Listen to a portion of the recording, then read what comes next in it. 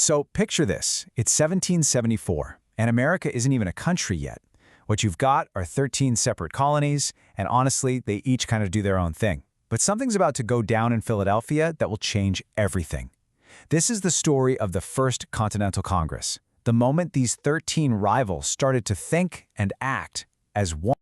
Okay, so here's the big question. Imagine you're trying to take on the most powerful empire in the entire world. You don't have an army, you definitely don't have a navy, and you're an entire ocean away. How in the world do you even get them to listen? Well, that was the exact problem the American colonies were facing. So what was the final straw? What was it that pushed these colonies to risk absolutely everything just by meeting together? Well, it all boiled down to a brand new set of really punishing laws that came straight from Great Britain. They were called the Intolerable Acts, and that name, well, it pretty much tells you everything you need to know, right? After the Boston Tea Party, where protesters tossed a whole bunch of British tea into the harbor, the British government decided it needed to make an example out of Massachusetts. These weren't just new rules. These were laws designed to completely crush their spirit of rebellion. So what did these laws actually do? First up, they slammed the door on Boston's port. No ships in, no ships out. That crippled their whole economy. We're talking no food, no supplies, no way to do business. Then another law said British soldiers could be housed in people's private homes. A huge invasion of privacy. The colonists felt like their basic rights were just being erased. And for the other 12 colonies watching all this go down, the message was loud and clear. If it can happen to Boston, it can happen to you.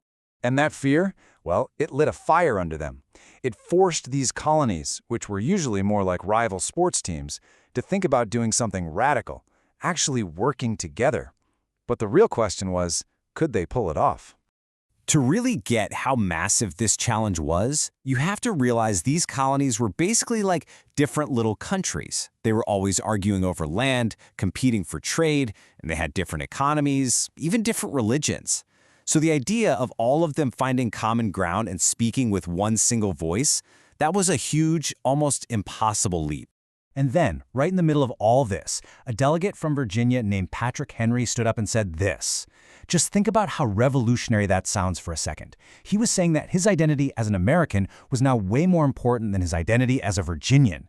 This was a completely new way of thinking, and it was starting to spread like wildfire. So, you had 56 delegates from 12 of the 13 colonies. Only Georgia decided to sit this one out, and they all traveled to Philadelphia.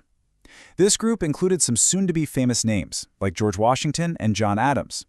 They had to meet in secret because what they were planning was incredibly dangerous, creating a unified strategy to stand up to a king.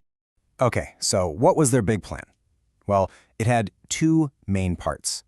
And the first part was pretty clever. It didn't involve a single musket. Instead, they decided to use economic pressure. They aimed right for Great Britain's wallet. They organized a boycott. Now, a boycott is just a form of protest where you and a whole lot of other people refuse to buy or use certain things. It's a powerful way to fight back, just by making a collective choice.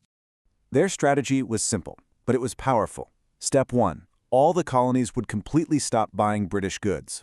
Step 2, they created something called the Continental Association to organize the whole thing and make sure everybody was on board. And the end game, step 3, was to hope that merchants back in Britain would lose so much money that they would be the ones to pressure the king and parliament to change the laws.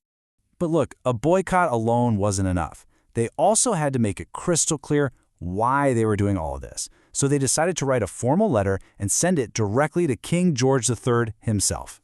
This document was called the Declaration of Rights and Grievances. And it's important to know, this wasn't a declaration of war. Not yet. It was a list of what they believed were their basic rights as British citizens. They argued, hey, we can't be taxed unless we have a say in it. They demanded the right to a fair trial and the freedom to get together peacefully. They were basically saying, we just want the same rights as everybody else back in England. Now, the delegates in Philadelphia weren't naive. They knew this whole plan was a huge gamble. The boycott might not work, and the king might just toss their letter in the trash.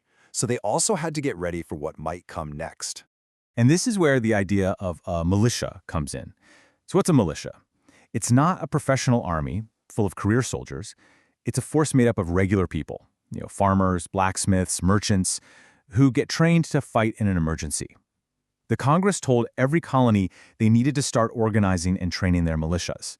It was a very serious step, a clear sign they were prepared to defend themselves if they had to. And what's so cool about this is how these big decisions actually trickled down and affected everyone's daily lives. The boycott wasn't just for politicians. It gave everybody a part to play. Women were suddenly at the heart of the movement, spinning their own yarn and weaving their own cloth so families wouldn't have to buy British stuff. This shared effort, this common cause, started to build that American identity that Patrick Henry was talking about. People really felt like they were part of something bigger. So, after weeks of these secret, intense debates, the Congress finally wrapped things up on October 26, 1774. The delegates headed home with a very clear plan, but they also made a really crucial decision. They agreed to meet again the next May if the king didn't do anything about their complaints. That sent a powerful message that this wasn't just a one-time thing. This was the beginning of an ongoing, unified government. I mean, they had actually done what seemed impossible. They turned 13 bickering rivals into a single, organized group with a solid plan. They had an economic weapon with the boycott and a clear list of demands. They were even getting ready for a fight, just in case. But everything, absolutely everything, hinged on one person. After all of this, would the king actually listen?